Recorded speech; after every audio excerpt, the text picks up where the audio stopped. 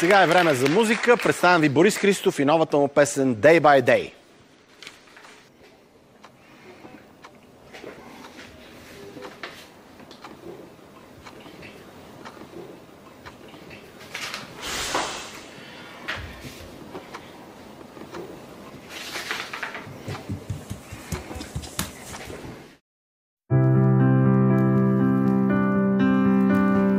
Know me, you know exactly how to control me. And when you're near, I'm never lonely. You can ease my mind, make me feel alright. Believing in every scary thing you've been dreaming. And ask me, can I leave the light on at night? Then you squeeze me tight.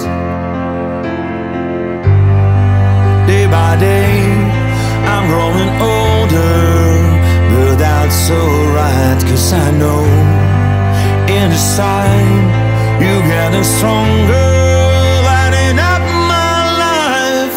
You'll be forever in my heart, and I swear I'll be your best friend.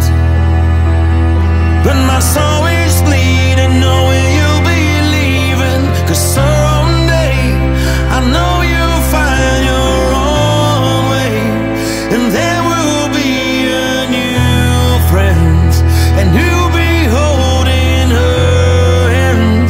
You won't be holding mine.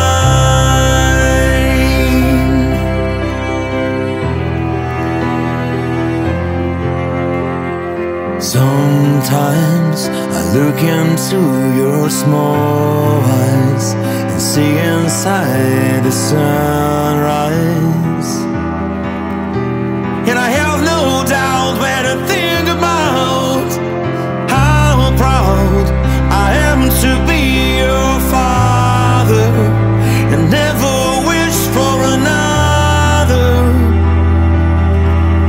To be my son, you're the only one.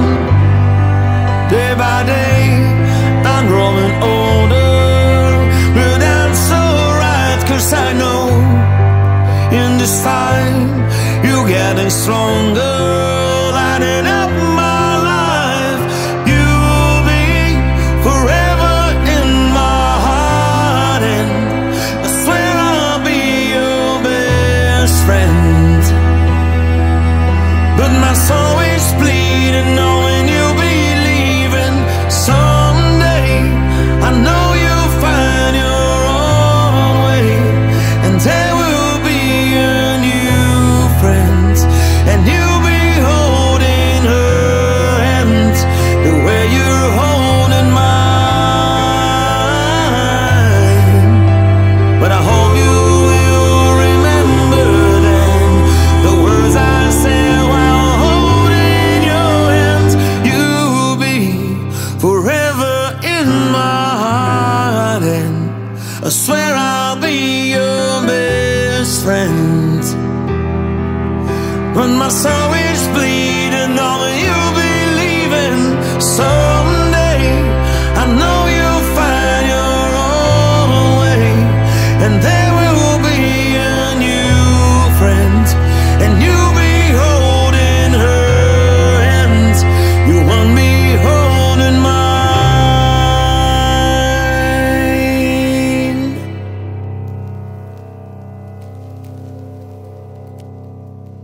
Борис Христов. Здравей, Борисе. Добре дошъл. Драго ми отново. Как си? Всичко наред ли е? Чудесно, благодаря. Да. Баща и син. Да. Това ли е вдъхновението новото? Ами, да. Тази е, може би, единствената песен, която така си спомням как се роди и как се случи целият процес. Обикновено хората питат как се роди тази песен. Разкажи малко повече и се опитвам, винаги съм се опитал да си, как се казва, да си смуча нещо от пръстите, защото просто песен се ражда и се случва. Не знае как, да. Тази песен се роди по много интересен начин. Преди повече от година и половина синът ми, приспивайки го, ме попита, мога ли да му изпея песен, която е тъжна песен, която хората пеят, когато плачат. А защо искат тъжна песен, бе? Това ме втрещи и мен, не разбрах и така, ровейки в главата си в големия репертуар, който имам, не можах да намеря такава песен. Но пък така доста вдъхновяващо ми подействаха думите му. Тъжна песен, като един ден бях седнал на пианото, той беше до мен, играеше си и свирех нещо, при което той се обърна към мен и ми каза: ето това е тъжна песен.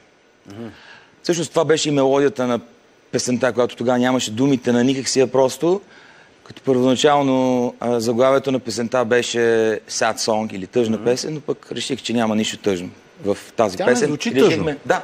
Всички така ми казаха, въпреки че сега песента е на английски и така на българския слушател в по-голямата му част се налага да, може би, да се заслуша, да види превод на песента, но това, което ме накара да реализирам процеса, да реализирам песента и така да вляза в този процес е това, че още като демо вариант аз я пусках на няколко човека тази песен, чието език, майчин език е английския. И наистина беше като експеримент, пусках им на слушалки. И това, което... И ги оставях за 3 минути, за 4 минути, колкото е дълга песента. И след това, връщайки се отново при тях, видях една и съща реакция. Хората си сваляха слушалките и си бършиха сълзите. Това ме накара да повярвам, че песента е наистина силна. Насочена за определена група хора, родители, може би повече бащи, отколкото майки, но пък и за децата, тъй като това в ние клипа сме... Синът ти ли е? Синът ми, да. Самия той? Самия той, да. Той как се съгласи да участва в... Трудно. Видяха сигурно в края на видеото запалихме един огън. Да. Доста емблематично за мен специално е огъня, тъй като го стъкмихме в родната ферма на моята съпруга. Тя както знаеш, оттам. От Южна Африка. Да, до 6 годишна възраст се живяла в тази къща. Запалихме огън и пекохме маршмелоус, като целият двудневен процес се свежеше до това, че ако той бъде изпълнителен във всяко едно нещо свързано с сценария, накрая ще изпечем маршмелоус, точно за това и това. Това ли му беше хонорара? Това е толкова. Как можеш да експлоатираш така детето, бе?